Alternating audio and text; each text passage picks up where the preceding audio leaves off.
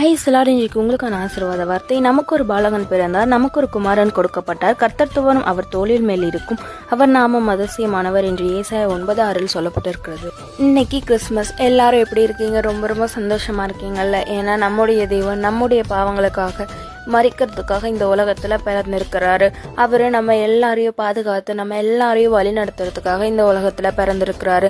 எவ்வித சோதனைகளையும் நம்மளை நெருங்க விடாம நம்மளை பாதுகாக்கிறதுக்காக பிறந்திருக்கிறாரு.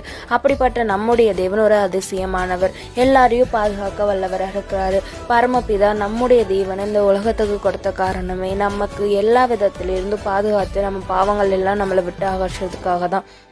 நம்முடைய தேவன் எல்லா வித தீங்கையும் நம்மகிட்ட இருந்து விளக்க போகிறாரு. அது கண்டிப்பா நம்ம எல்லாருக்கும் தெரியும். தேவன் நமக்காக இந்த உலகத்துல பிறந்திருக்கிறாரு. எவ்வளோ அருமையா அழகானவர் நம்முடைய தேவன். நம்முடைய தேவனை இன்னைக்கு ஆடி பாடி துதிச்சு எல்லாரும் சந்தோஷமா அவரை போற்றுவோம்.